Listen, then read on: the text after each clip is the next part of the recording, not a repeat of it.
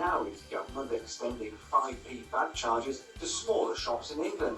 Yet for years it's been known to cut usage by over 80%. So, just what has the government been waiting for? This loophole has existed for years, and now some are asking whether it's right once again to target shoppers rather than the firms that manufacture all this plastic. Recycling firms say government policy must go much further. This is really the tip of the iceberg because plastic bags is a small part of the overall plastics. Plastic bottles, you only get about half of the VAT. There's no announcement on coffee cups, only a new call for evidence. And this strategy merely urges supermarkets to have plastic-free aisles. Some environmental groups want a tougher approach towards businesses.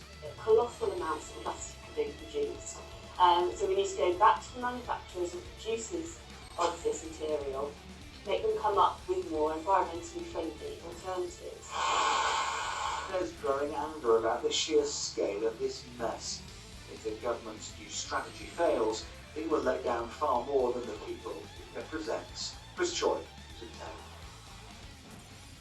It's one of the big tests of our times. How do you try to persuade the European Union to come round to your way of thinking on trade with post-Brexit Britain? Well, the Chancellor, Philip Hammond, and Brexit Secretary David Davis are having another go. They're making their case to just one of the 27, Germany, for Britain's financial services sector to be part of any trade deal. In a speech tonight, the Chancellor said the EU needs to spell out what kind of relationship it wants. It takes two to tango, he said. Philip Hammond was on his travels today. Does Europe need the city too, Chancellor? Indeed it does. He and the Brexit Secretary both travelling to Germany to persuade business leaders there of the importance of allowing UK financial services access to EU markets after Brexit. It makes no sense, they wrote, to either Germany or Britain to put in place unnecessary barriers to trade in goods and services. There isn't another major financial services centre in Europe. It will be very important for businesses across Europe to be able to access financial services provided by not just the City of London, but right across the UK. So, just how desperate are the Germans to make sure UK financial services firms have full access to the single market? Well, not so much. This is a more or less unthinkable option. I mean, either you're in and you play the rules and you have the benefits, or you're out. I mean, that's the base, and it's really confusing that the British government seems not to comprehend this very simple fact. But city firms get it, and companies like Protiviti are doing good business advising on contingency plans in case they lose what are called passporting rights to the single market. Assuming there were no passporting deal, that implies, therefore, that those institutions will have to look at the way in which they physically locate themselves in each of the locations. That means moving jobs to somewhere within the EU. It means creating capability. But is it a problem if they go? Even with full access to the EU single market, it's thought 3,000 jobs could be lost after Brexit, along with £500 million worth of tax revenue. A no-deal scenario could see off 35,000 jobs and a hefty £5 billion worth of tax. So what's needed to keep the city's access to the single market without actually remaining a member?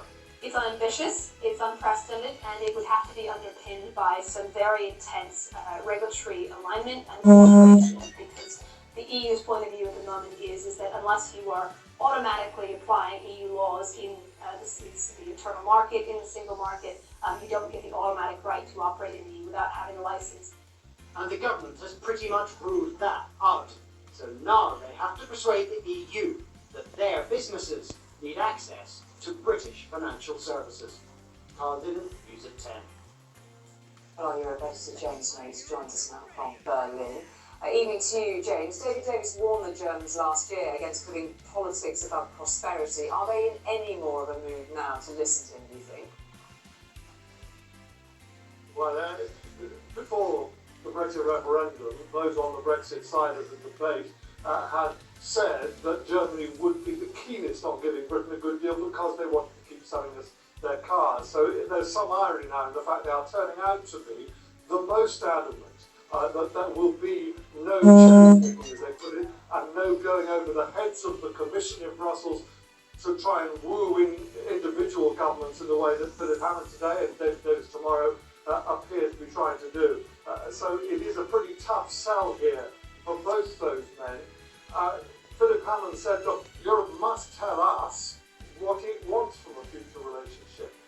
Here they will tell you, we've already told you. You can either be in the single market like Norway and have great access to your financial services, or you could be like Canada, have a free trade deal with necessarily much more restricted access for that industry. What you can't have is what Britain apparently wants, which is to be free of the single market, its rules, freedom of movement, etc., and yet still have access to the best bits of it. And you know, getting a great deal from Germany would be a challenge, even if Angela Merkel was firmly in charge here. But 4 months after the election, she still hasn't got a government. She may find out tomorrow whether she has to go back and call a new general election. So Britain's problems are a long way from the top of her priorities. Thank you, James. We'll have much more from you on that tomorrow, no doubt. Thank you very much for Majesty Berlin. Thank you. Well, one of the most famous hotels in the world, the Ritz in Paris, is the scene of a major jewellery robbery this evening. 5 robbers, some of them carrying guns, made off with jewels worth around £4 million from a shop inside the hotel. Police say no one was injured. 3 of the robbers were arrested. The other 2 got away. Now, there was what you might call division in the ranks today over a new approach to army recruitment. An advertising campaign highlights the emotional support available to those who join up. It's aimed to win over recruits from different backgrounds, sexualities and faiths. The head of the army has approved the campaign, but it's fair to say some former generals remain to be convinced. It feels like as a man, you can never express your emotions. It's not a subject you expect to find in an army recruitment campaign. The idea of a soldier getting upset, being able to cry, just one of a series of new adverts promoting a more inclusive and supportive army. The army is family. But Mitch Fairfax, who wants to join, told me it's reassuring the army's interested in feelings as well as the physical.